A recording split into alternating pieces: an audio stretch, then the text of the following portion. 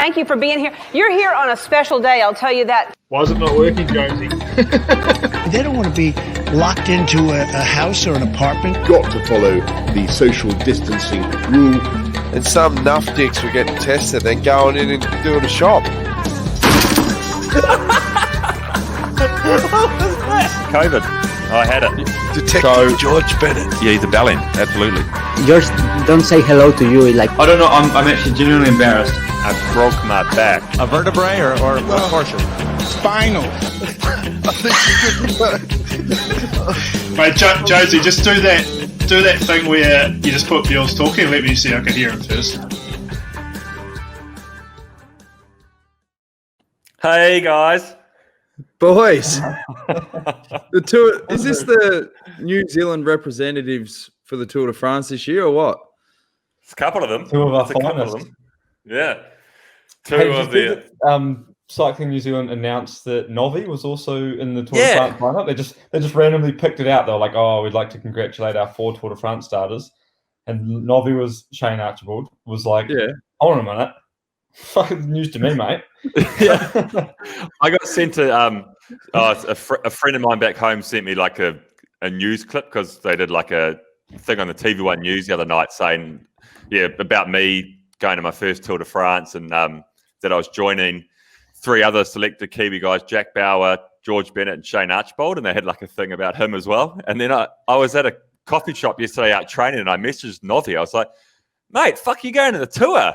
And he's like, "No, I'm not going to the fucking tour." I don't know where that's come from. Oh, that's hilarious. Well, it's great because when you go back to New Zealand, Bills, particularly, and you're at a bar and people say to you, "Oh, you're a bike rider." First question would be, "Have you ridden the Tour de France?" And it must give you the shits when you go, "I haven't ridden the Tour, but I've ridden some pretty big bike races," but they're already 5 meters towards the other end of the bar. They've dropped you like hot pie. You just stay off the road. That's all they say. They'll leave you with a passing comment. Well, in that case, then fucking stay off the road. Yeah. I always try to give it the old like, "Nah, I haven't done the tour, but like I've done, races on the same level. Like my team does it, but like try to give them the full explanation." They're just like, "Fucking wannabe, you fucking wannabe." It must be good because obviously being a single man, Bill, so like this is going to help your chances with the ladies massively. Like the ones that ask, what you do for a career. Yeah, I'm a bike rider, ridden the tour. Oh yeah. Did the tour. Yeah, I did the COVID edition. And they'll be like, the next question will be, "Oh, so how'd you go?" Finish. Well, in New Zealand, you get the you've ridden the tour. Yeah, I have. How much drugs did you take? That's what I get. That's straight up follow one. Oh, you guys are all in the gear, eh? Yeah. Yeah, they can't separate the eras. No, there's a real overlap. Somehow 1990 and 2020 have just merged into some massive, like Lance is just that whole era is just sort of wafting over like New Zealand. I guess Australia too. I mean, Europeans, they know what's up, but they haven't sort of clicked on. That was quite a while ago back in NZ.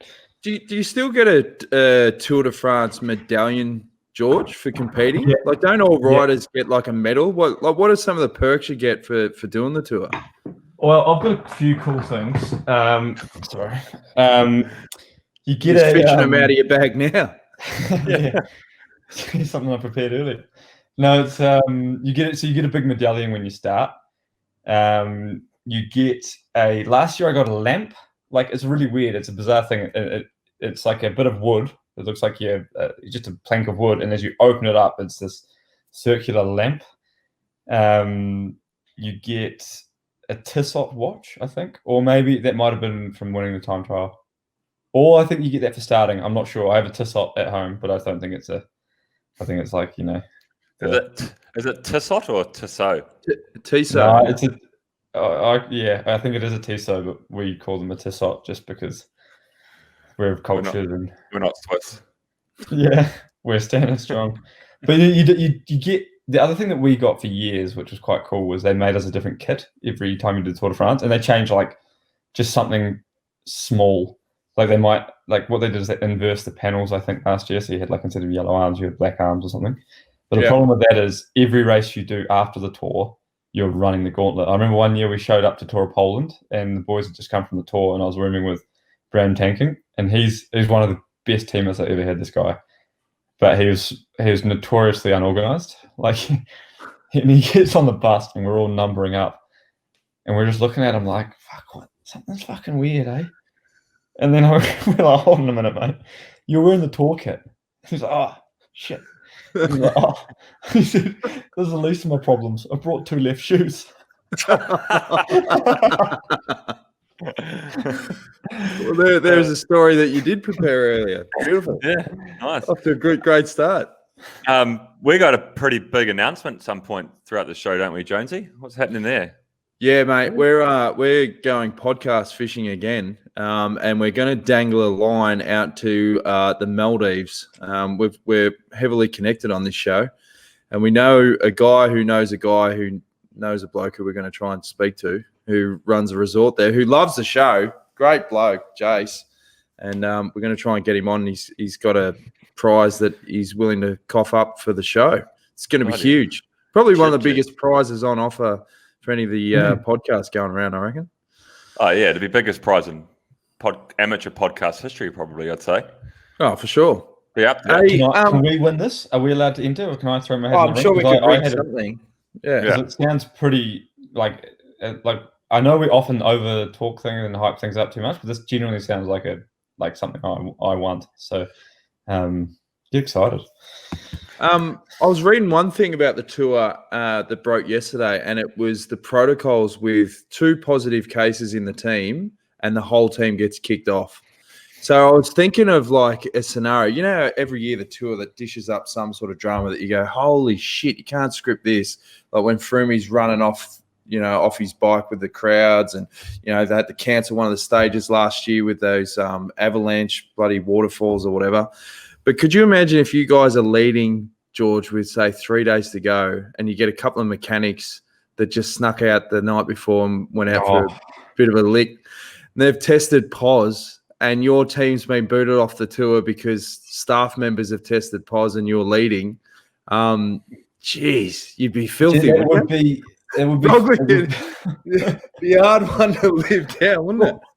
I reckon you'd be welcome back. But I often have this feeling like okay, I don't get nervous for races, but I get nervous if there's a potential that I'm gonna fuck up the whole team, and so that there's a real potential of that in like team time trials. So you could literally crash your whole team by just peeling off to the wrong side or something, And I have this overwhelming kind of sense of doom of like, what if I'm the guy that tests corona positive? And even though I've done nothing wrong, even if I've just washed my hands, stayed in my bubble, but some rogue fan sneezed on me, and I bring corona into the team, and that's how you lose the Tour de France, because someone sneezed on you. Well, you wouldn't have that because you've got the antibodies. Yeah, that's right. Well, man, I think that it's going to be pretty safe, isn't it? Like the protocol, it's an 18-page document that what I've. Doesn't mean it's safe though, just because it's 18 pages. Mate. Oh no, it's 18 pages. Real good. If it was 6 pages, I'd be stressed. Yeah. Oh fuck! Thank God, 18. Okay. No, don't worry. Next topic. No, but what I mean is that like there's a lot of safeguards in place. So yeah, the bubble is obviously very extreme bubble. You don't see anyone. You see no one other than the bike riders. Yeah, well, that said though, I was just in Lombardy and I just read this morning or yesterday that one of the guys I was with in Lombardy, or not with, but I was racing in the same peloton, Larry. He has had corona.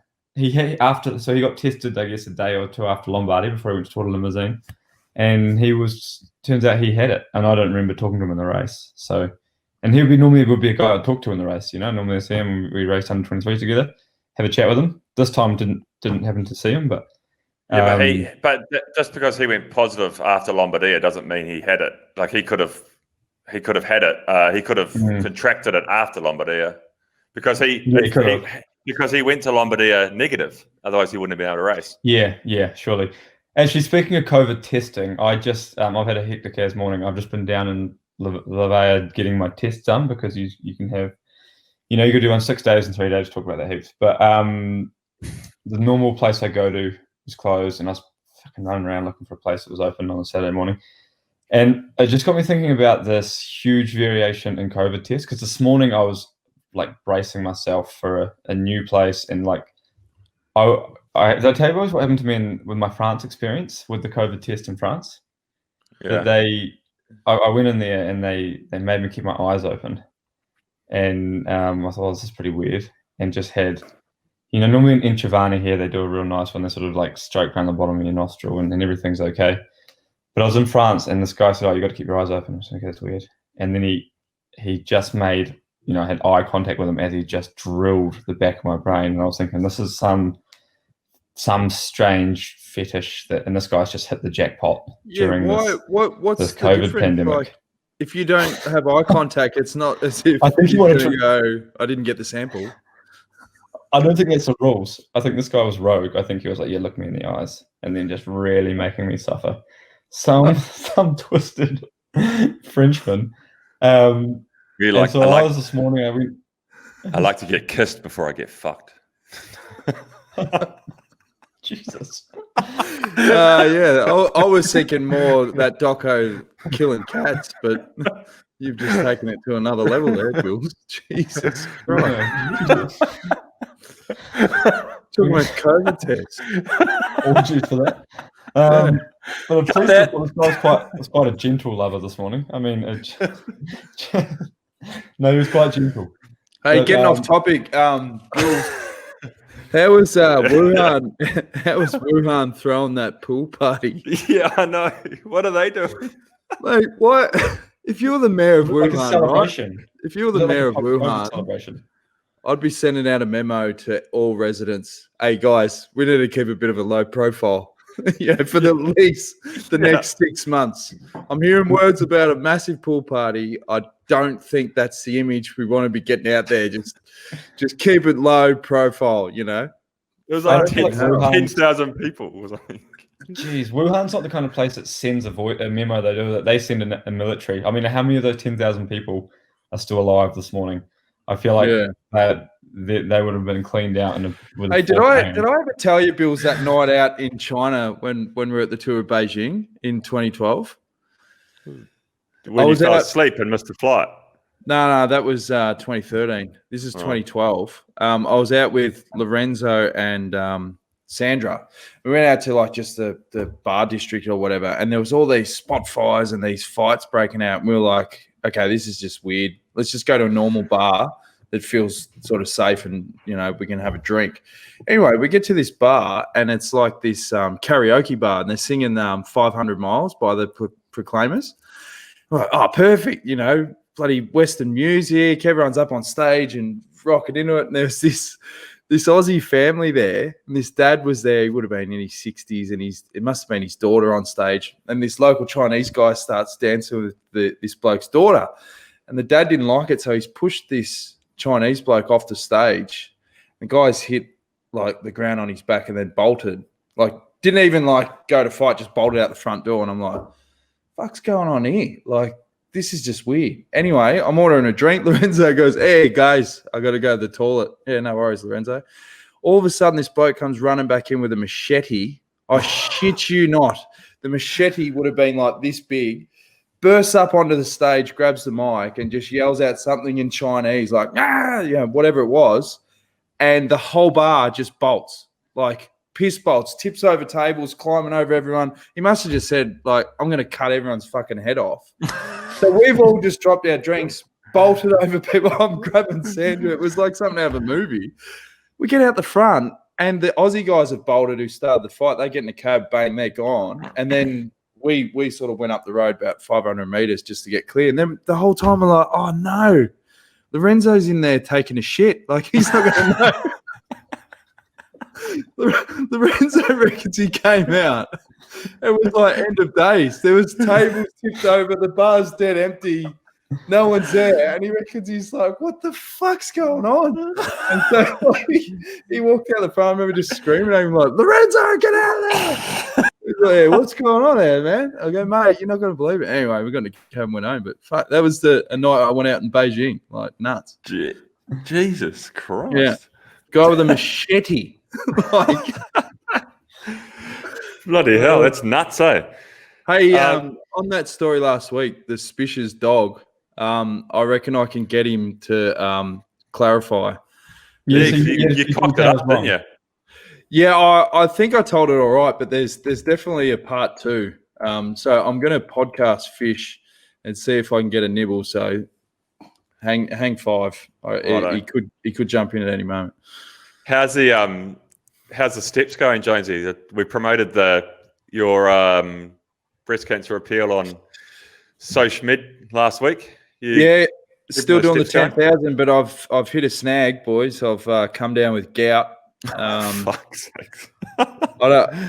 Thank God you guys don't suffer from gout. It's like what is gout? That sounds like something you get if you don't eat enough vitamin oranges or something. No, it's like uric acid buildup in your blood, and it used to be like and you get it from like tomatoes and shellfish and all this sort of shit. And I remember I first got it at the tour. I reckon it was 6-7 years ago, and I thought that I'd broken my foot. Like it felt like so it manifests in your feet. So it's a blood problem that manifests joints. It's like arthritis. And so then when you get it, you can have gout attacks. The works and you've got to take these tablets. And you're meant to avoid like seafood and tomatoes and things like that. But every now and then, like a Roma tomato slips through to the keeper, and I have a gout flare up. So yeah, I got a bloody. Oh, hang on, Spish is on. Oh, here we go, boys. Here's Spish. Hey, Spish. Hey, George. How are you, George? What's going on? G'day, lads. How are you? How are you, mate? George and Sam. How are you, Sam and George? Good, mate. How are you? Yeah, not too bad in Painesville. How's this family dog? Yeah, no, it's straight off the bat, talk about a dead dog. Yeah, that's it. Yeah, don't mention the war. I've got a quick question for Spish, because I've kind of had a bit of a fascination about Jonesy's mates from Sale and how they basically all around their nicknames. Just curious, the origins of Spish. Well, it's funny. I'd never. Spish is actually my father's name, and we never really knew. He's from Poland, and Mum was over the dinner table one night. Said that Dad's his birth name was Spishak Roman, and we all pissed ourselves laughing, thinking, we only knew him as Lenny. That was 10 years later, wasn't it, Spish? Yeah, correct. Yeah. So then, I'm sort of a spitting image of my father. So I've told Jonesy, and I think he's just straight away just branded me as Spish, and then it's just stuck from there. He was a legend, your old man. Like he used to coach us in basketball, and we were pretty shit. We called ourselves Spish's All Stars. That's right. They have Wednesday night, C grade. We're only like 15-year-olds, and we're playing against these like 40-year-old drunks in Sale. Like we'd be at the jump ball, and we'd be like, "Whoa, smell the scotch." And I remember, the last game of the season, we all chipped in and bought Spish's old man like a slab of cans to say thanks for coaching us for the year. We played that shit the last game. He said, "You can stick the cans up your ass," and he stormed off. So we drank him at your joint. That's correct. Yeah. So what happened with? I left out with the dog. I told the famous story last week when you thought the dog was dead, and when you threw it in the pit, it came back to life. But how many more years did you get out of Sammy, the dog? I think we got about, by memory, I think it was about 4 years out of. His name was called Lazarus after that because he rose from the dead. But no, it was. That was just a really bizarre day that day. Getting the phone call from my auntie and driving down, thinking, I've got to bury the dog and go to put him in the pit, and then he's alive. I'm thinking, how can this work? And so he started to deteriorate, and I thought, look, I better do the right thing and give him the green stick of love. And I got the vet over, and I tell you want to come back as a vet because they charge. And so what happens when you put down a dog or any animal? There's a bit of adrenaline, this green stick of love. So the vet's given him the green stick of love, and he's sort of pepped up a bit. And I'm thinking, oh shit, what have I done? Have I done the right thing here? Is he just pulling another heat stroke story on us? And so he's running around for a couple of minutes, and then eventually goes to doggy heaven. And the size of this dog he's the size of a small calf, really. So I go to dig him a grave, and I've decided to do it out the front. But as I was digging the grave, I've hit a stormwater drain. And I'm thinking, what is going on with this dog? So it started filling with water. It's a bit like that, on the castle. Like, Dad, I dug a hole. It's filling with water. So I'm like, right, I've just got to put him in the ground. So I've moved on to a second place in the front yard because I just didn't want to go to the backyard because it was just like. So he's had 2 graves now. You're moving on to his 3rd grave site. Correct. Yeah, absolutely. Okay. And so, true story. I've hit another stormwater. Oh. And I'm just like, this is just, it's just beyond a joke. So I finally dug in this hole, and I reckon I went down at least 4 feet. It was just, I buried him, and I've had a beer and thought, oh, God, thank God that is over. He didn't go out without a fight, this dog. Oh, well, thanks for clearing up the dog story, mate. Yeah, you're welcome. Anytime, mate. Anytime. I can tell a few porkies about you. You threw me under the bus a few times there in Sale. Yeah. I bet he has. I don't know what you talk about, mate. All right, good man, Spish. What do they say in the classics at Sale? What's the sign-off line? Keep. That's it. Good on you, mate. Stuff. What a legend. Yeah, he's a fucking gun, mate. His old man's name was Lenny Lenardovitz. No, it was Raymond, but his nickname was Lenny. And they used to call him Lenny Lenardovitz. Yeah. Oh, but yeah. Spish. Well, his real name was Spishak Ramon. And yeah, it's like it wasn't until they were like 12 and they're sitting around the dinner table and the mum says, "Oh, did you know what your father's actual name is?" And they're like, "It's Raymond." They go, "No, it's Spishak Ramon." And they reckon they've all just pissed themselves laughing. And then when Matt told me, and he goes, "Yeah, it's Spishak Ramon." Oh, I pissed myself. And I said, "Oh, I'm going to call you Spish." And then that was it. Yeah. Oh, Jesus Christ. Oh, well, that was good of him to come on and clear the dog story up. Old Sammy sounded like he had a good life in the end. Yeah, good dog, Sammy. But anyone that's caught that on a half, no idea what we're talking about, go listen to last week and you'll hear. Last week, yeah, the story of Spish's dog, Sammy. Speaking of listeners, mate, I posted the last thing I posted on social media, I think we were 7 in the New Zealand charts. We moved up to number 3 in the New Zealand charts, thanks to you bloody legends out there. Yeah, it's awesome. Oh, number 3. Who would have thought? So, yeah, I'm surprised. I'm genuinely surprised that people, maybe it could have been lucky the first time, you stumble across it, but people returning to listen, people are suckers for punishment, eh? Yeah. Yeah, but I think even my old man, who's a harsh critic, the Emu, he said, "Hey, I listened to your podcast the other day, and it was quite good." I said, we dropped the F-bomb a few times." Said, no, it was good. That insight from that George Bennett when he was having a bit of biff on the bike, people want to hear that. They want to hear that. They love it. Oh, we got plenty of Biffo stories on the bike. There's no shortage between me and Bewls. We can tell a few. There's going to be we're going to have some great shows. The fact that George and I are both going to the tour. Oh, it's huge. If we can bang out a couple of rest day episodes, and people have been asking if we're going to continue the podcast throughout the tour, that's definitely the goal. We will do our best to get a couple out on the rest days. I think, won't we, boys? It'll be maybe a long transfer or something. I don't know. But heading into the tour, so first tour, have you copped any sort of motivational speeches? I imagine your old man's probably had a bit to say. Because I was thinking about this, people always ask, are you excited for the tour and things like that? But it's actually quite hard to be excited about something that lasts 3 weeks. You're like, "Oh, I'm excited," but I also know, yeah, man, it's 3 weeks long, and if I'm excited, that's going to not last for more than about 5 minutes into stage 1 when, it's obviously a different race to normal. But have you had any sort of motivational talks or any sort of rev ups or anything like that so far? Well, I've had a couple of messages saying, "Oh, mate, enjoy the Champs Elysees. It's one of the from guys who have done the tour previously. Like, enjoy the Champs Elysees. It's one of the best days in professional cycling." I was like, "Fuck, man, let me get to Nice first." Yeah, that's an achievement these days. Getting to the start, Yeah, if we can get there. I mean, no, we'll call that a victory for now. Hey, what's going to be weird is the post-tour parties. That was always a big tradition. Go to the Duplex or Queen's nightclub. But what a nightclub still running in France at the moment? It would be all shut down, wouldn't it? Well, I don't know. In Spain, they've got a 1 a.m. curfew now, like bars and restaurants. So they're all shut down at 1. Because COVID can't infect you after 1. No, it's like a werewolf. Yeah, it only comes out in full moon as well, I think.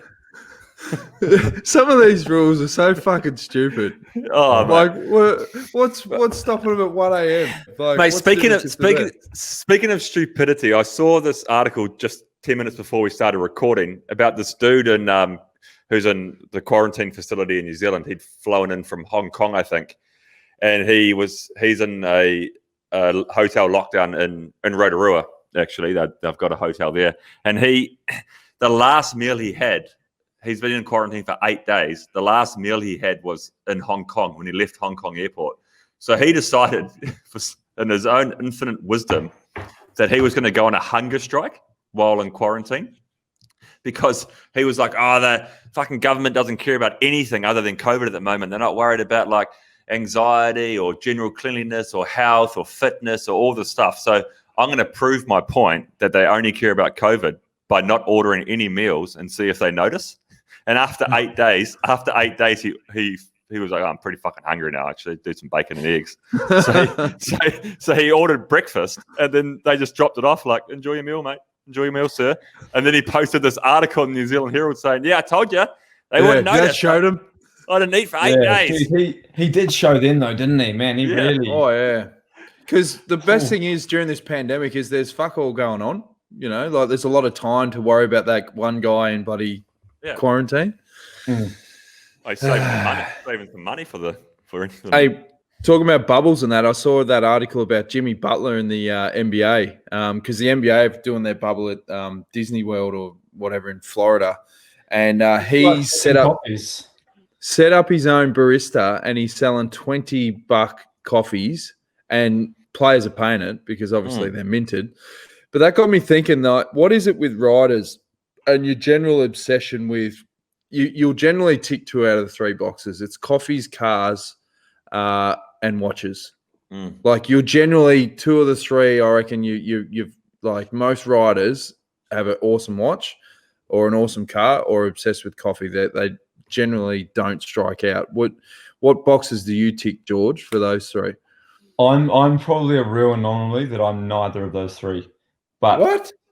Yep, strangely, neither of those 3. Don't have a nice watch. Well, not that I've bought. I've won a nice watch. Got a Tissot. You got a Tissot. Yeah. No, I won a Tag Heuer and I won another one. But I wore it once and I scratched it and was pissed off. And don't have a particularly nice car. I've always sort of taken pride in driving a bit of a shitter. You realise that makes you more likable, I think. Like the fact that you aren't into that sort of shit. Like people will be listening to this going, Bennett, good on him. Relatable. Don't buy into the bullshit, mate. No, but also coffee's not massive for me. I always just drink Americanos. You got a nice coffee machine. Yeah, which was gifted to me. I got gifted a rocket machine. Before that, I was running just a plunger. And up here in Andorra, I just moved house yesterday and just got a plunger coffee machine. So I'm neither of the 3, but I'm well aware of your point that everyone else I know has one. It does, a lot of them do tick those boxes. But I spend my equivalent of a watch is buying guitars. So it's more a practical version of buying a weird fetish that you don't need, Well, you need to tell the time, and you need to get from A to B. Yeah, but I do. I'm not driving around in a, my last car before this was we were driving back. I had this 2004 Seat Leon, and it was quite a quick little car. It was a turbo diesel, but it just keeps shitting out. And the first time I got it, drove up to Andorra, blew the turbo, and all this stuff was going wrong. And the nail in the coffin was one night we were driving back from this show in London or something, and we flew into Barca, and it was November, and it was like 11 p.m. and it was fucking freezing. And we picked it up from the car park, and there's these guys that park your car for you, and we sort of like, man, it's really shaky. And it always had a bit of a shake, but it was really shaky. And then we drove around onto the motorway, and one moment it just the whole car just went uncontrollably shaking and just veered to the left, and I sort of held it up and I was like, shit, what's happened? We've just been spiked or something. And I managed to like hook it into the side, and I got out and I was like looking around like, what the hell is wrong? The wheels are all up, everything. And I get the phone light out and I'm looking under the car, and the whole engine had just fallen off, just fallen straight out the front. And I was just scraping the engine on the ground, and I was sitting there going, fuck, this is bad. So the front fell off, just the front of the car fell off. And I was like, what do we do here? So we called the tow truck and get it towed up and stuff, and they eventually get back to Girona. And I took it into the mechanic, and I was like, oh mate, this is going to be like, just scrap the car, obviously it's fucked.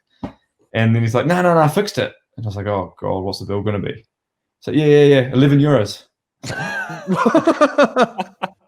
11 euros. Yeah, because he's this awesome mechanic. He's like, his name's Guido, and he's like this. He looks like a leprechaun. And he's in Girona, and he's just a super friendly guy. And he hooks me up, and he's like, yeah, it was a €6 screw, and I just literally put it on the winch, wound it up, and put the screw back on, just the engine mount screw falling off. And I was just like, holy shit. But I said, okay, well, still keep the car here. I'm buying a new one. Bought a new car. Sold it for like $500, and then that, so now I've got at least a car that can get me to Andorra.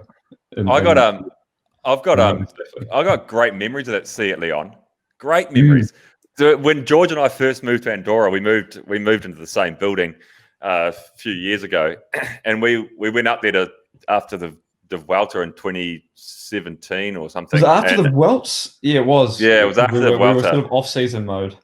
And so George and I went up there for a couple of days to get everything sorted, and we didn't have any furniture, and we were down at a friend's house, Damien Housen's, for dinner the night before, and he lives on the other side of Andorra, so it's about a 40-minute drive from his place to where George and I live. And he had these two old couches, and he's like, oh, do you boys want these couches? And we're like, oh, fuck yeah, we'll take these couches. Because we had nothing, we had nothing at all in the house. So the next job was we had to get them from Damo's house up to our place. So we woke up in the morning, we drove down to the main city to try and rent a big van or something. We're like, oh, I'll just chuck them in the back of the van, no worries. Couldn't get a rental van for bloody life or money. And in the end, George and I were like, fuck, we'll just strap them to the roof of the Leon. And it's like the same size as like a Mr. Bean car. Yeah, it's just a small little hatchback. And we went to the hardware store and bought €10 worth of straps, and we just Oki straps.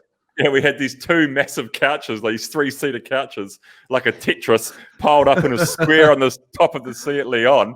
And then we were like, oh, this must be illegal.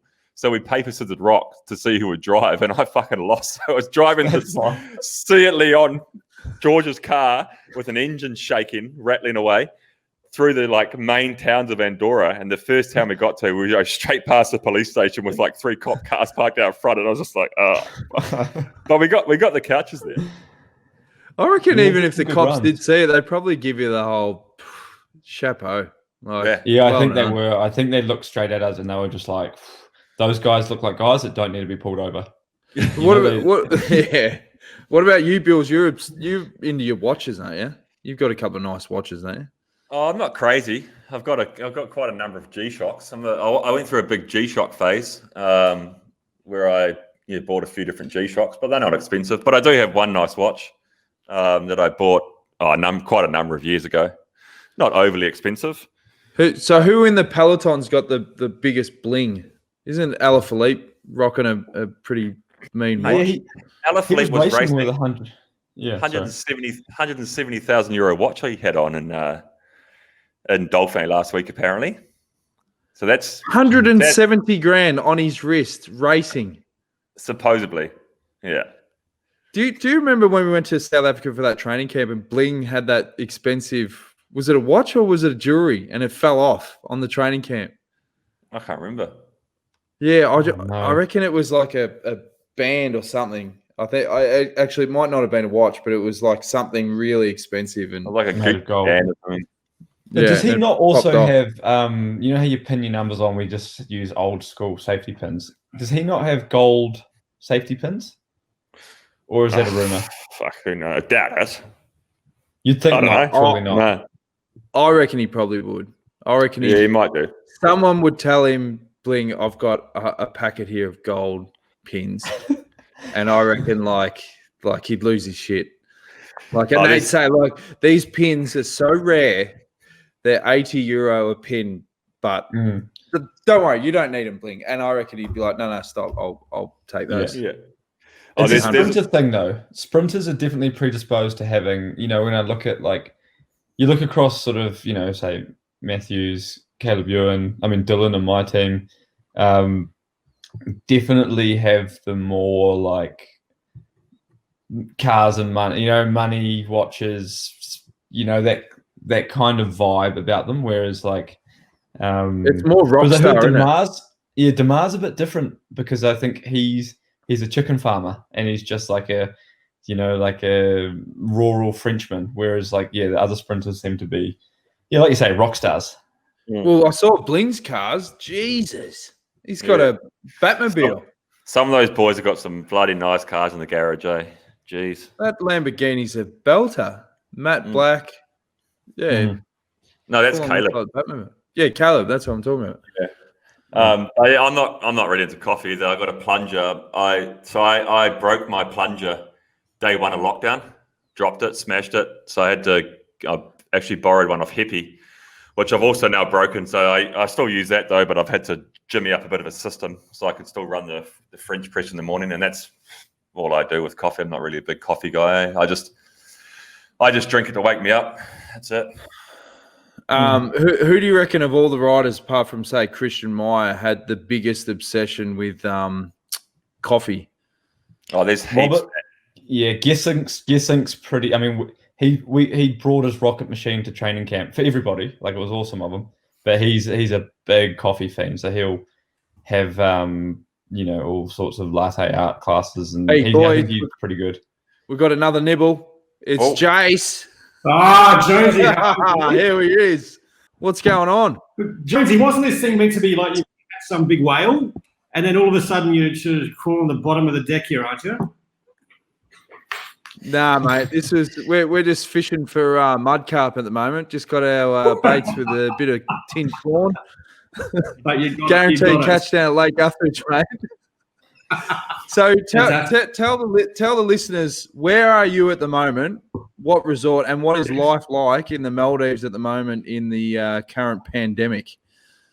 Oh, mate. So I've been on island for 9 months, so probably a little bit Tom Hanks-like at the moment. So let's just see what you're going to get. Could be a little bit, what can we say, a bit of cabin fever. But look, I think when this whole thing started, we probably underestimated, and then we had the borders closed, and we were stuck with 220 staff and about 20 guests, and we're going, where are we going to get this food? But but at the end of the day, we were a property called a Meal in Maldives, which is in Bar Atoll, so we've got a lot of space. So we actually went a little bit, I think they call it end of world preppers, and we started creating some vegetable gardens and got our own trip farm and stuff like that because we didn't know how far this thing was going to go. Yeah, it's a crazy time, and the thing is with the Maldives is it's actually quite remote, so people obviously need to fly to get there.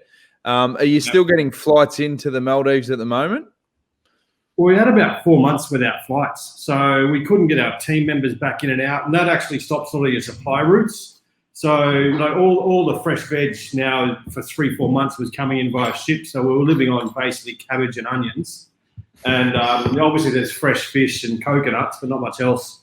But yeah, and it's only just started back up about sort of 4 weeks ago. Yeah, right. Jeez, out of all the places, if you know you're going to be isolated, I feel like the Maldives. I mean, okay, it sounds rough being stuck there, but it's also like, how bad is it? You know, you're fishing, you're eating coconuts, you're farming, you're on a resort. I mean, I think you're hard to get a lot of people feeling too sorry for you right now. No, I don't think there's too many people pulling out the violin for us. But at the same time, you can't get off island for 8-9 months. So the coconut trees. That's a bit scary.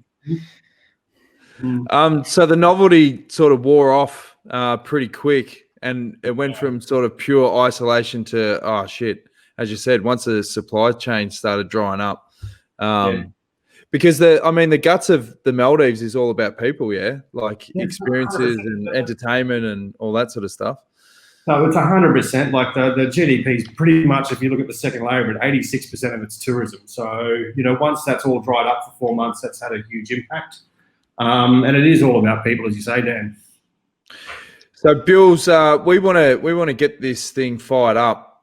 We want to get people pumped about the Maldives, and when the borders open up and we can get on international flights, we want to give something back to the fans. Yeah, Bills. Yeah, bloody oath. So we over the course of the next month, are we, Jonesy? Like throughout the Tour de France, we're going to we want to promote the shit out of the show, basically. And what a better way to do so with an unbelievable opportunity that Jace has offered to you guys. So we're number 3 in the charts. We've got no doubt that we can get to number 1 with your guys' help.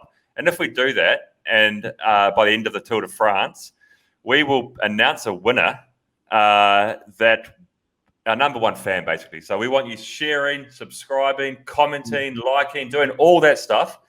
And we want to get the numbers going. So it's in your best interest, guys, to promote the shit out of the show, get it up there, and then at the end of the Tour de France, we're going to announce a prize that, Jace, do you want to tell the guys what it is?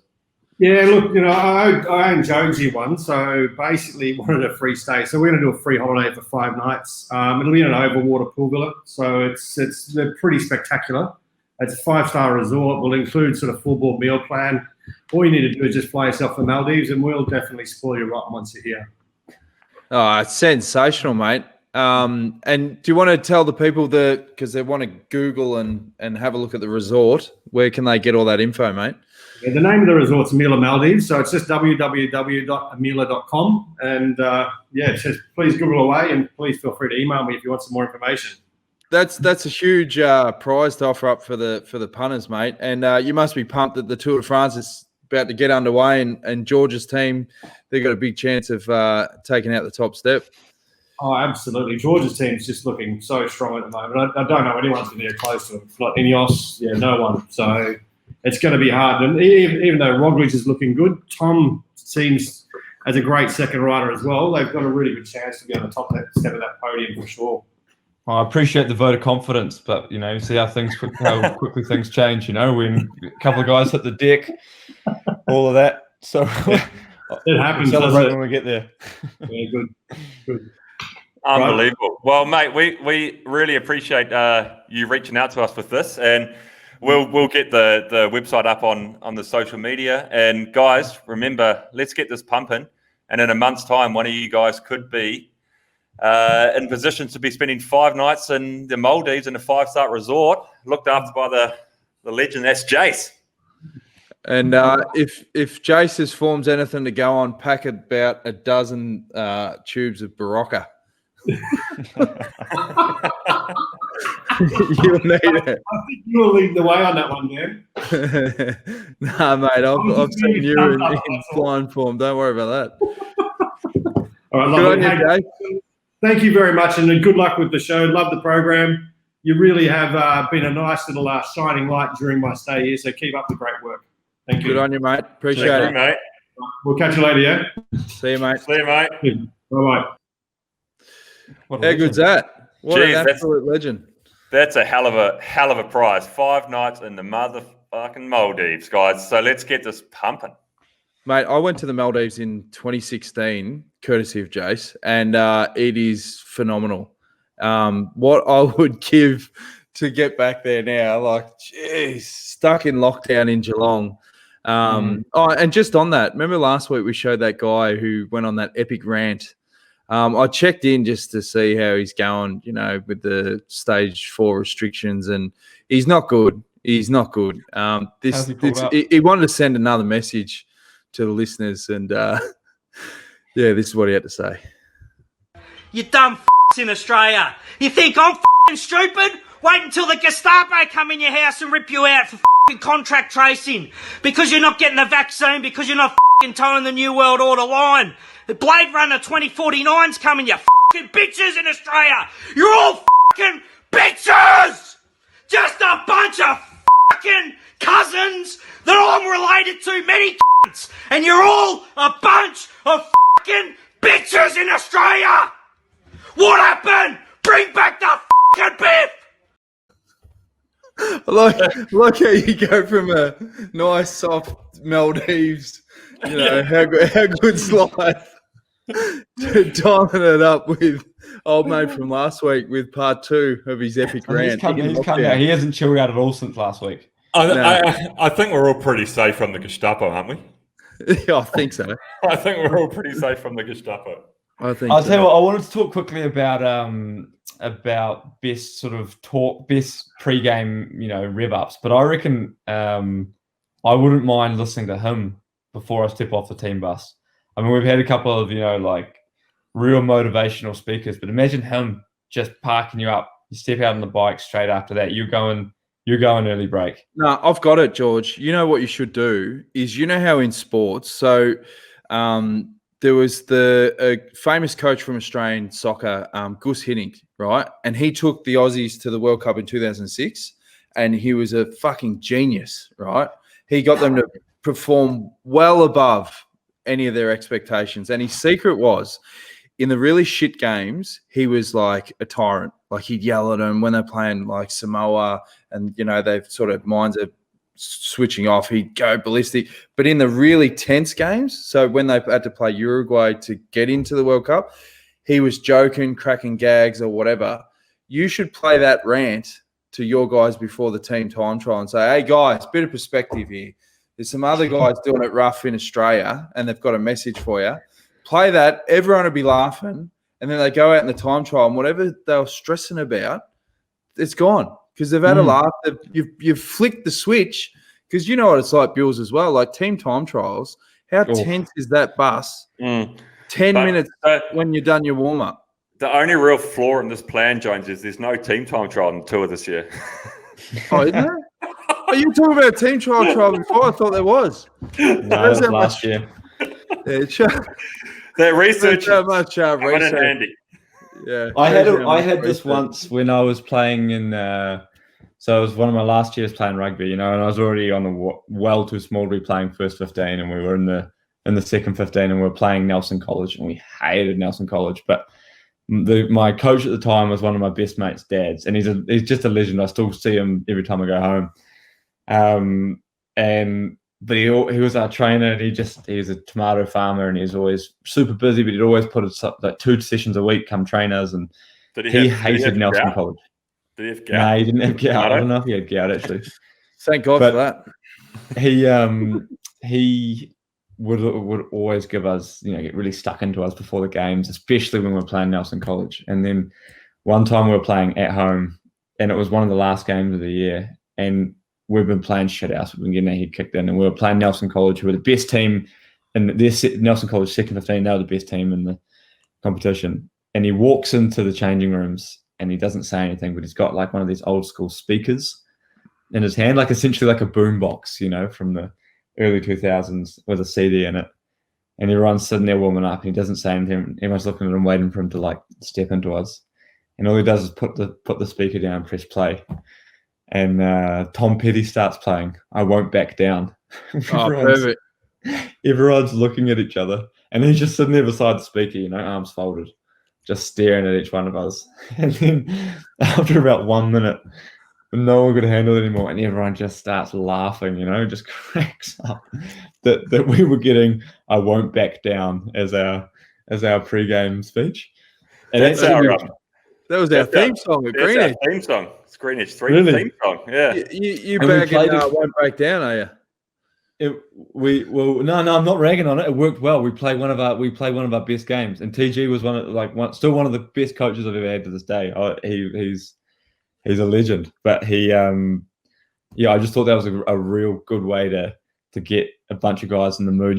But actually, there's something I miss from rugby is that in cycling. I mean, you guys would know this. That you have the the pre-game huddle, you know, before you could leave the sheds or at halftime, you know, get everyone in a circle, you huddle around, you got one chippy little halfback in the middle or some mouthy guy just stepping into everybody, like, we're going to go out there and do this. And in cycling, kind of, you have a lot of time people sitting around nervously on the team bus, checking their phones or what, you know, waiting for the start. I wonder if we could bring the huddle. Sport. It's a weird sport like that, isn't it, Bills? Like, you don't really, like, what'd be great in Aussie rules footy is, you know, after every victory, you sing a team song or you have something that's unique and special, that even the gesture of linking arms as a group, you know, singing something or doing something. It's not about obviously the song. It's about, you know, unifying the group. They don't really do that in cycling. We've got the chant. We do the chant when we win. Do you? Yeah, the green. Oh, yeah, green that's right. edge. Yeah, that was good. Yeah. It's not punishing. Hippie's always been the he always kicked the chant off, you know, Hippie. So if he's not there, we don't often do it. But we get pumped up in our bus. I mean, you don't sit around in a huddle, you know, but like, you know what I mean? It's different. Like, you're not. Imagine if you're all in the bus and you all sort of come around and be like, all right, we're going to step off this bus and go out there and fucking tear them a new one. Where it's like you're pumped up, something with dance music on, whatever, a bit pumped up, but it's not like this one moment, like, all right, boys, as we step off this bus, it's on. You know, it's like, all right, time to go. Do you know what the difference is with cycling and footy? Is like, so you get pumped up in the sheds, like, righto, let's go, boys, let's just do it. And then you go out there, and then the ball gets kicked off, and then it's on. You're straight into the battle. Whereas in cycling, we'll be like, come on, boys, when we get out there, we're going to show these boys what we're made of. Let's get amongst it. And then the gun goes, and then you ride along for a while, and then like 6 hours later, you do the final. Yeah, so it's not the sort of sport. By the time you get to the finish, you're like, oh, fuck, I forgot. Do you think we need to implement something at halfway, you know, in the feed zone, stop and have a little bit of a... You know, another weird thing about cycling is every other sport, right? Say when your team goes shit, say in footy or soccer, they always point the finger at the coach, and the coach is always the first to get sacked. But in cycling, they never go, oh, fuck, the DS cocked that up. You know, it's always the rider. So the DS, like, if you get into the right team and you know your shit and you're a good bloke, and you pretty much should have a career for 20 years. Unless you're an absolute bell end. I got an example where the directors did take a lot of heat, Jones. Did you remember in the Giro last year, our directors stopped for a piss? And then I think so. And then Rogler crashed and they couldn't get a spare bike because they had stopped, and they were and they copped that. I mean, I felt for them, because at some stage you've got to take a piss, and the final was about to start and whatever. And they were like, right, it shouldn't happen here. And then it kicked off, and man, they copped so much stuff. Like, I just sometimes for fun, I read Facebook comments, and geez, that was tough reading for those boys. I mean, honest mistake from them. It could happen to anybody, but it was just such bad luck. But you are right. You are right, Jonesy. Like, in the sense of a training aspect, I guess because we train outside of supervision, whereas like those sports teams, they train on the sports field with the coach overlooking them and everything. Whereas we're given training programs from our coaches, and we go away and do it ourselves at home. And I mean, if you did every single bit of training to the absolute, crossed the T's, dotted the I's, did everything right, went to the race, and you were shit house. More so now, people would say like, man, like, I've done everything right. We've got to like take a deeper look into maybe the training wasn't quite right, or the periodization wasn't quite right. But also a lot of the time people go like, mate, he's obviously been slacking off. You know, he hasn't been doing the right diet, or he hasn't been sleeping, or he hasn't been whatever. And we're the first guys that have to sort of come up with an explanation for it. Whereas it could be like, I did everything. I cop the other side of that. I always get that, he's overtrained. He's done too much. What an idiot. He's just, classic Bennett. The stereotypical theories of when you're not going good must do your head in. Yeah, I mean, I've had it for years, people saying you're overtrained. And especially from Bewls. Bewls is always chipping in. Oh, you train too much. Which is probably, to be honest, 95% of the time. Right. In the early years of my career, it was probably true. And I train more now, but I just had such a small engine back then that I couldn't deal with how much. It's taken like so long to be able to actually deal with my training load that now it's finally okay. It's yeah, real. man, It's real interesting. It's real interesting that you and I have developed like a relatively close and genuine friendship when we basically spent most of our life, and still to this point, just throwing stones at each other. Yeah, like just picking holes in the way people live. You're like, I mean, like I'm watching Peaky Blinders at the moment. Fuck! Just now, there's always something. We're always throwing stones.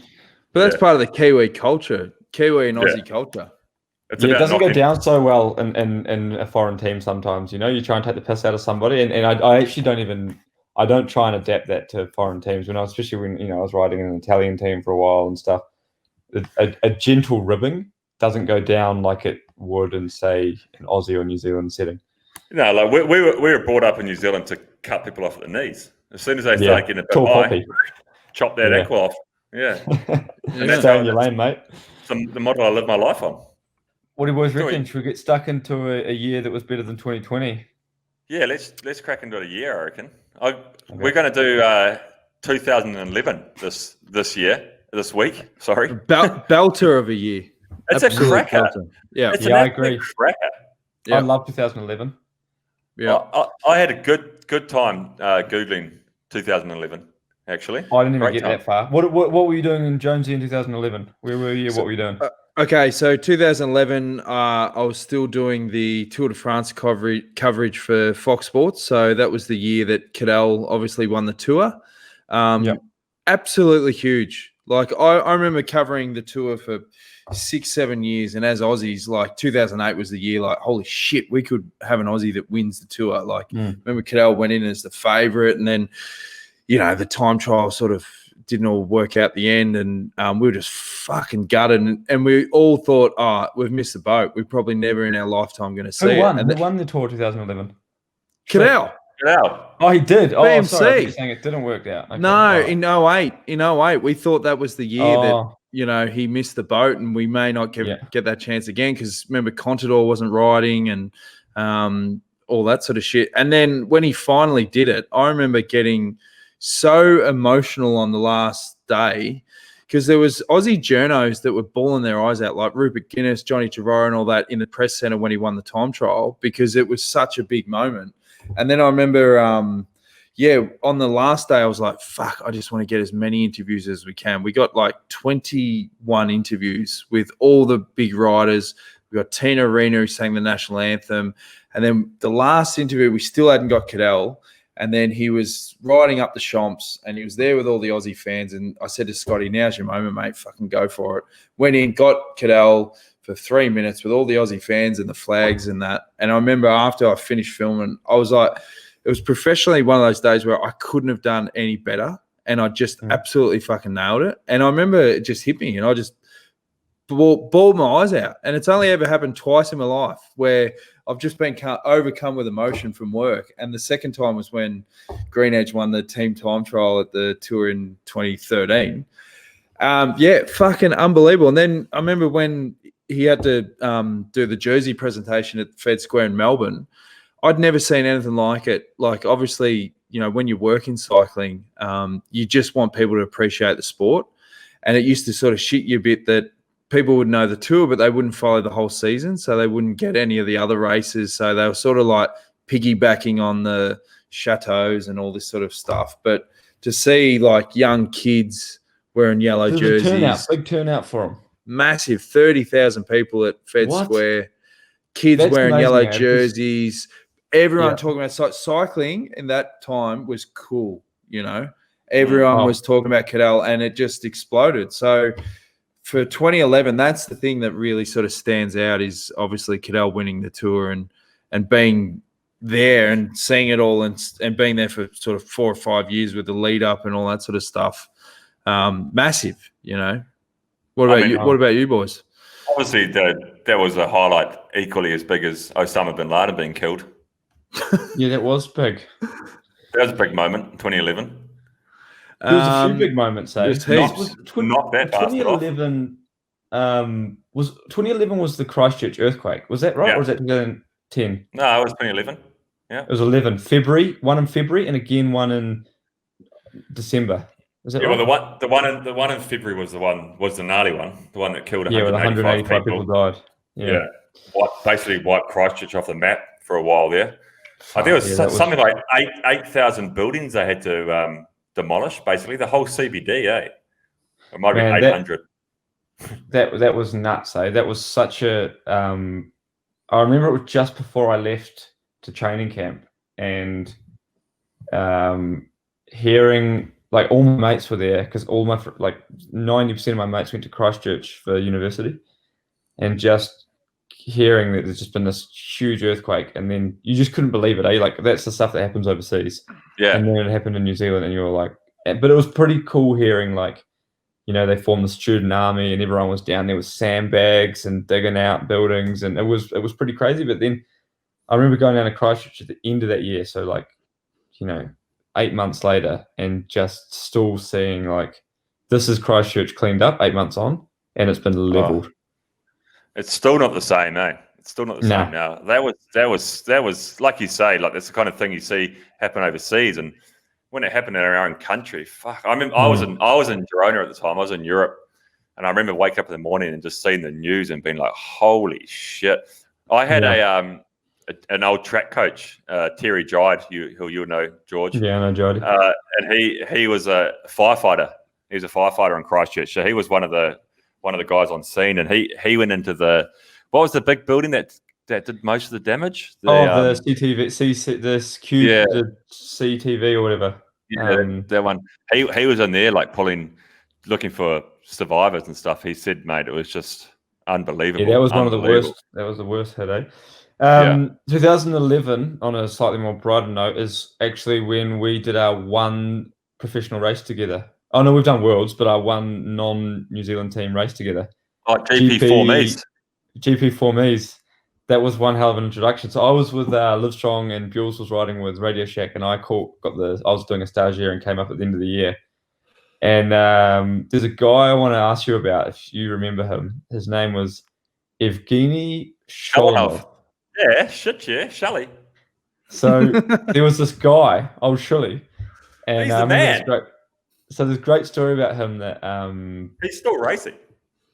Yeah, so he was maybe one of the biggest freaks around, right? He was just insanely strong, and he was a stagiaire with me, and we had a cool team. I mean, I remember that was when I came in. We had McEwen, we had maybe Robbie Hunter, Kwiato. We had all these guys, and then this guy Shilinov, and he was Russian, and he come from the Russian school of cycling. And basically, what they used to do is just put them out the front, lock the door, and say you're allowed back in when you've done 200 kilometers, and just every day.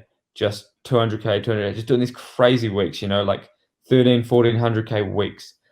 And I remember Dirk de Mol telling me, he was the director at the time, and he was just sitting there, and he was just so frustrated. He said, "Oh, this is crazy. I had to, you know, this guy's so good, but he's chronically, you know, tired. So I had to ring the director of the Russian national team, and he had to call him. I can't remember his name, but he had to call him Mr. something. You know, he couldn't call him by his first name. Ikimov, Mr. Ikimov. He probably was Icky, And he said, "Oh, can Evgeny please, before he comes to the race, is he allowed to take 3 days easy before?" I think the first one was Isberges, and he said, "No, you can't do that." So what they ended up having to do was make up a race that he was going to do, bring him out early so he could stay in a hotel and recover from Russian national team training camp, and then they put him in. And he won a few races as a stagiaire, but they just said that they couldn't sign him. Oh, they were going to sign him, that's right. And then we had this crazy merger with Leopard, and he just was too late with the contract, and so he got the flick. And then he went and rode he went back into the Russian system, and they just completely cooked him. He rides what happened to this guy? He's still racing. He rides for Ross Velo. He's just chronically, But he was a big star in the future. He was a big thing, but he was a good man. Get out of the program. I think we had Icky in the team that year as well, wasn't he? I rode with him. My first race was with Icky in Tour of Colorado, and he pulled out going up Independence Pass. He was on the front riding for Levi, and it was his turn to start pulling. He just pulled over, And we're like, oh, that was weird. Where's he going? Like, just real short pull. And all he had to do was do like 10K to the top of Independence Pass and drop down to Aspen. And he had just got in the car. He just tipped the team car and goes, oh, fuck, this is too high. Was that the USA Pro Cycling Tour? Yeah, it was. I went to that in 2011. I was there. Really? I was. Yeah. The altitude cooked me. I had a splitting fucking How high is headache. Independence Pass, eh? What's that, 4,000 meters? Yeah. I couldn't handle that. I was in Radio Shack in 2011. It was my second year pro living in Girona, and we had a hit. That was like back in the day when like I was just riding with these people that I never thought I'd race with. Obviously, Eki Mov, he was a legend. He was in the team. We had Chris Horner, Levi, Lance, Clody. Did you do any races with Lance, Bewls? Yeah. I did Tour of Lux. I did 2 races with Lance actually. I did Circuit La Sarthe in France, and I did Tour of Luxembourg with Lance. What was he doing pesting around Tour de like Sarthe and Luxembourg? Like, you know, I don't know. What was he doing at those races? I was probably just trying to get some racing in the legs. He'd been out of the sport for 6 years. 5 years. It was a comeback, wasn't it? Yeah. Yeah. But yeah, I did Tour of Luxembourg with Lance in 2011, and I always remember it. So we went to the Tour of Luxembourg, and Lance was there with basically the tour squad, and then me and Daryl Impey, and he was there was like Clody was there, Popovich was there, Thomas Vikas, who you know, Jonesy, he was there. He's a mad dog. He's a mad dog, and we did the prologue. There's always a stunning prologue in Tour of Luxembourg, and Lance finished 3rd, I think, in the prologue. And the next day was like 220K stage. And at that point, Lance was like, I'm going to win Tour of Luxembourg. We weren't even leading the fucking race. But anyway, Daryl and I were put on the front. So we were riding the front. And we rode the front for like 4 or 5 hours that day for Lance. And then we had quite a hard finishing circuit. We got dropped when we first arrived at the finishing circuit. And Johan Brunel was the DS there. So he leaned out the car window, said to me and Imps, like, good job, boys. Just, spin the legs out now. Just get through the day, finish it off. There's about 50K to go or something. And Tour of Luxembourg had these real shit time limits. Like, it wasn't a percentage. It was like, normally they do like 15% or 10% based on how hard the stage is. But it was just like a flat 20 minutes or something every day at Tour of Luxembourg, regardless of the stage. And Daryl and I ended up missing the time cut that day. Ooh. First stage of Tour of Luxembourg. And we copped shit from Brunel, man. He was like, oh, you guys should have read the book and rah, rah. We're like, fuck, we didn't. It's not our fault. Like, you could have told also us to fucking spin the legs. So we copped it a bit from him, and then Lance stood up for us. Lance said, nah, Johan, you could have given those young boys a hand as well. And he went on Twitter and said, great job from those boys. And I got like a few thousand Twitter followers, and just started from there.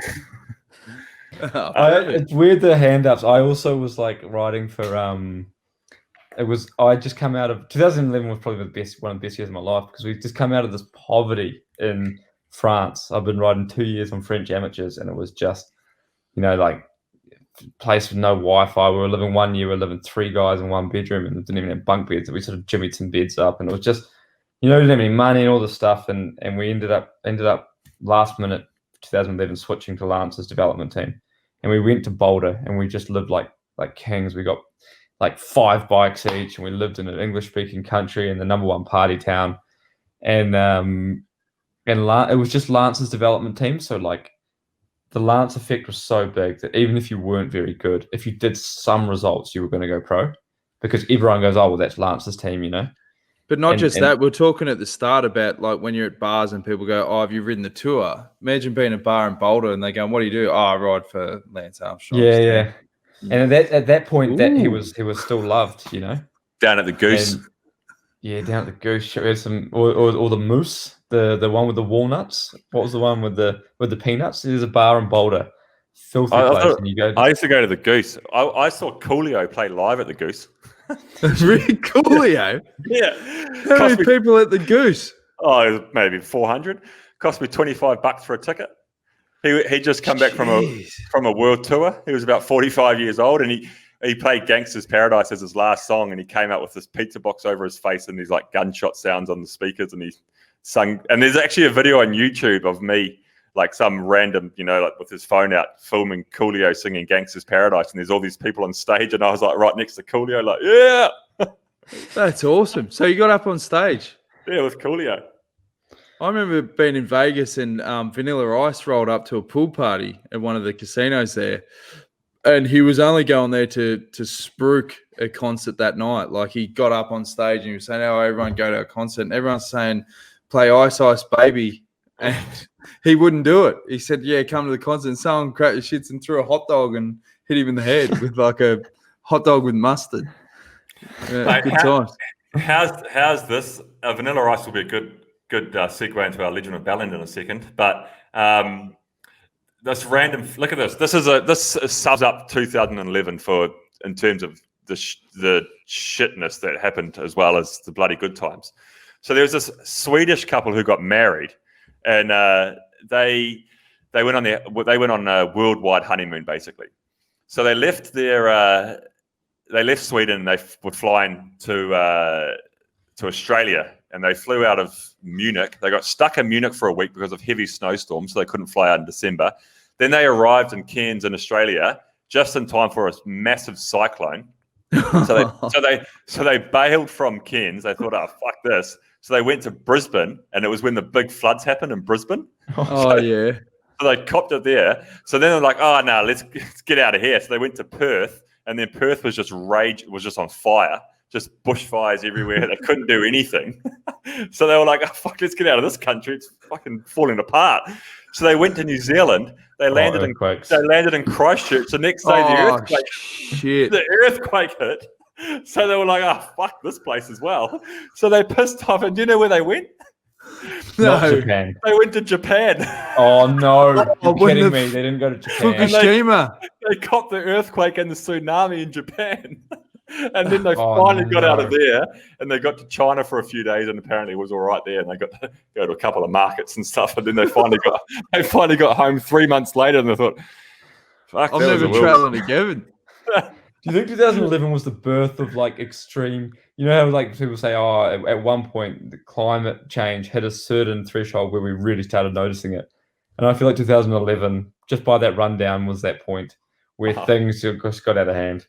Well, there was some crazy things like this. This also happened in New Zealand. Another random chain of events. Sorry, I found some random facts on 2011. No, I'm enjoying it. Yeah. So there's a traffic accident in New Zealand. Started on an almost unbelievable chain reaction. So a motorist, he hit a cow on the road. Killed the cow, obviously.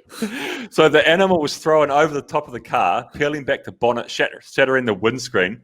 Then the car smashed into a pole, which caused a power surge to race along the wires into a farmer's house. The same surge blew up a cowshed meter board and set it on fire.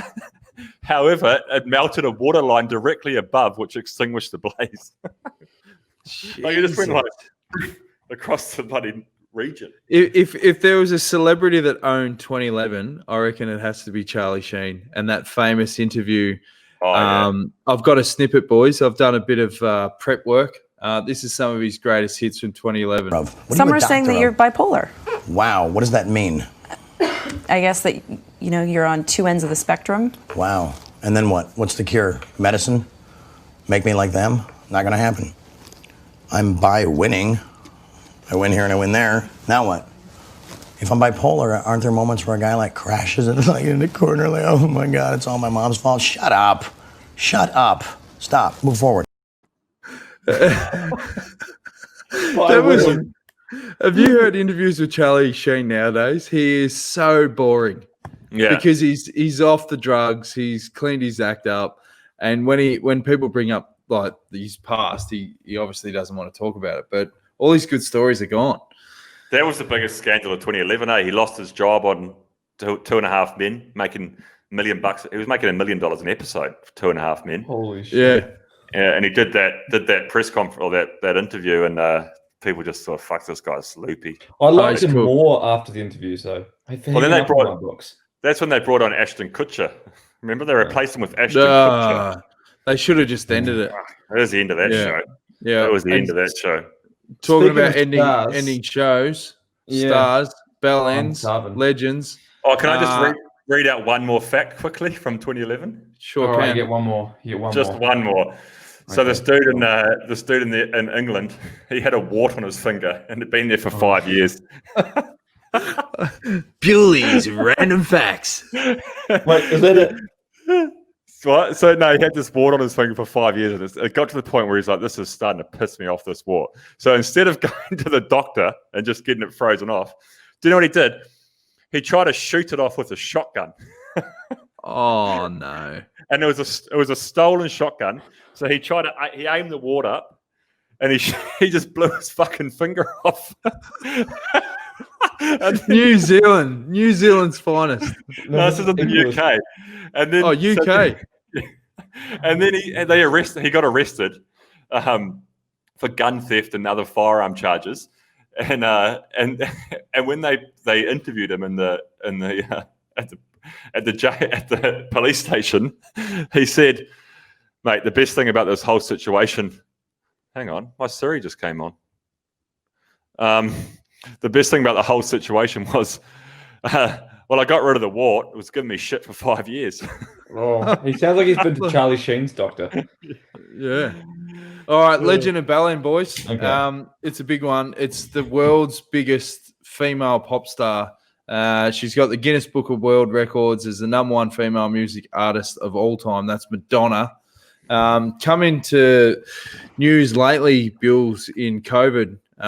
She's your classic pop star that can't handle not being in the limelight and is looking for any sort of publicity. She's posting a lot of photos that, I don't know, she used to be like, the queen of pop, and now it seems like she's the queen of grandma porn. Like it's, she's definitely dropping off a notch, but she's not bad for 62 years old though. Yeah, I mean, the question is, I mean, if you were a single man, Jonesy, would you have a hoon on Madonna at 62? Well, she's worth upwards of 800 million US. So yeah, I think All right. I wouldn't have a problem with Madonna. That's for the sure. stories, okay. Well, as you know, I'm an Adonis. Yeah, I have the right to critique people's looks, like that Hank from Breaking Bad. Who does not want Hank from Breaking Bad? Let's be honest. That's right. Yeah. Hey, so you pulled out some random facts, Bewls, about Madonna, about people blowing off warts and that. I got a couple of belters with Madonna going into the dark web. The best was those stories about Rodman. Did you hear about that one when they were going out? She offered him 20 million to get her pregnant. Yeah. 20 million. Yep. And there's a story that, oh, mate, I would have negotiated for 20 grand. Yeah, I was going to say 20 mil. Someone waves that in front of you. I mean, do you have to be an active parent? Do you have to be a good father, or do you just? There was a story that he wrote in his book. He's playing, he's gambling in Vegas when he's playing at the Bulls, and he gets a call, and it's Madonna, and she says, "Hey, Dennis, I'm ovulating," and she's in New York, and he's like, "Oh," I think he's quoted as saying, "What does that mean?" Yeah, he goes, "What the fuck does that mean?" And anyway, she got a private plane for him to pick him up from Vegas, flew him to New York, spent the night with her, flew back to Vegas, and then kept playing blackjack. Yeah, and then when she was ovulating at the time, she said, "I want to have a child, and if you impregnate me now, I'll give you 20 million bucks." 20 million. Yep. Jeez. And she had a thing during that period for basketball players, because she was on with Scottie Pippen. So back in the 80s, Madonna apparently picked Scottie Pippen up in a limo with a hot tub in it every time Chicago went to LA. And MJ apparently said to Madonna once, he said he could satisfy her better than Scottie, and she knocked him back and said, "Not a chance." And they reckon that killed MJ's confidence, forced him into his first retirement. That would be a real dick shrinker. Yeah, she had a big impact there, because a lot of people say she was the one who got Rodman so far off the spectrum, because he was pretty standard, pretty shy dude initially, and he grew in confidence and all that stuff. But then she was the one who said, "Come on, man, be your own man, Be your own person. Yeah, so he must have been at the Spurs actually when he was. first hooked up with her. Not He was the at the Bulls. Spurs. He was at the Spurs, and that's when he started going to bloody book signings in a bridal dress and doing all No, she kinds needs of to get out. She needs to get out of there, eh? She needs to bugger off. So I'm going to go Bellend. Yeah. Does she need to bugger off, or do you? Oh, both of us. Yeah, I think George is he's gone hunger flat, guys. I've gone We're on the hunger flat. we're on the last climb, and George, who we were really wanting him to finish the show on a high, he's just gone. Brrr. He just wants to get on. He wants to get on his PlayStation. He's probably got some. No, battle. I need some lunch. It's just been a busy morning. You know, I've just been, What have you done? You know what have you done? I like how me and Jules are super pumped to talk about Madonna, and we give it all this gold, but Bennett's just like, yeah, she's a fucking ballet, mate. No time there. Just wrap it up, mate. What have you done? Whatever you got to say. It's been educational. It's been good. I'm listening. I'm just chucking my vote in before in case I die before I get my vote in of hunger flat. I'm going to say Valiant. So you guys keep discussing amongst yourself how, which way you're voting. But I I've made up my reckon mind. we should drag this episode out as long as possible. Let's go back to her early days when she was working at Dunkin' Donuts in 1978, and she was really trying to crack it on the scene. Nah, all right. Well, there's not much else to add, Bills, other than her. I think her recent stuff, like she used to be a fashion icon. I don't think the eye patch look is probably going to spread, particularly in COVID times. Like if you got to wear a face mask and an eye patch, is just you're only offering up this portion of skin, like that one pocket of your face. I don't think it's going to take off. Over her biggest feature or biggest thing that she's there for is do we like her music? Yeah, fuck yeah. Yeah, I don't mind it. Yeah, I don't mind it. Okay. You go to any wedding or 21st or 30th or 40th, and they play Like a Prayer. It's always one of those songs where it starts really slow and people are like, oh, do you have to play that shit? And then it cranks up. You get into it, eh? It's hard not to get into it. People get into it. They love it. Yeah, it's a guaranteed banger. She's got the record for the most number ones in the Billboard 100. Yeah. Really? All-time record, yeah. No, she got Really? 12 number ones in the Billboard 100. Hottest 100. Yeah. Jimmy Page will be spewing. Jimmy, what did he get? No, they did Stairway to Heaven. Just because it's 12 minutes long doesn't give him 12 Oh, doesn't mean it counts for 12 songs. But yeah, no, I reckon even though her latest stuff, as I said, she's 62, she's still in good nick. But Hank, she's not up to my standard at 62. So I'm going to say Bellend for just you need to move on. She's trying to be too relevant. I'm not massive. I used to be a Madonna fan, but current Bellend. All right, before I cast my vote, I just want to run through 4 or 5 random facts about. Perfect. I just want to run through 4 or 5 random facts about George Bennett's. Come on, George Bennett. Oh, but you don't know how rough my morning was. As Brunel said, just tap it to the finish. Tap it out. You'll make the time cut. I'm already behind. The broom wagon's moved on. The broom wagon's behind the group header, and I'm in nowhere, and I'm in the middle of nowhere trying to get back to the Roubaix Velodrome, and I've got no map, no phone, and I can't find any more marking arrows on the road. That's where I'm at right now. All right, Bills, what do you got? I'm going to go Legend because she's fucking on the spectrum. She's loopy. She's lost her shit. She's 62 years old. Settle down, love. Have a cup of tea, but can't go past the fact she's done some bangers. Yep. Like a virgin. She's banged some. Yeah. Talk about virgins. Next time I speak to you, you'll be officially popped your Tour de France Riders Cherry, Bills. That's it, mate. Next time we chat will be first rest day of the Le Tour de France. Yeah, all the best, boys. Hey, before we go, George, you got any final tips for Sam doing his first tour? Yeah, I was thinking of something really condescending, like, chin up, champ, bud, hang in there, mate. You'll make it. Something along those lines. I just thought that would really help him. No, but in all seriousness, tips for the Tour de France. I don't know if I'm in a position to give tips because I'd just sort of wing it. It's just a race. It's any race. It's just like the same people you raced last week, but with way more stress. So everyone just takes a bit more risk, and you you're going to crash. Probably it's just an unavoidable thing of it. But like it's the same people, so I don't know. That's what I tell myself. It doesn't help. So the tip is it's just another race, and you're probably going to crash. Yeah. Good on you, Bills. Thanks for the pep talk, mate. Well, I'll tell you what. If you want to settle a lot of nerves. I'll send you Tom Petty. I won't back down. Yeah, rehash the Green Edge theme song. I hope I'm up to the level. Yeah, shit. Yeah. All right. Well, stay tuned on social media because you could potentially be in the Maldives 4 or 5 years. Yeah, 4 or 5 years. That's as good as money, sir. That's an AOU. Yeah. May want to hold on to that one. Yeah. All right. Go on, you boys. Anything else to add? Nah. Hey, what about when did Madonna start her career, Jules? What year was that? Caitlin! I can hear her. What?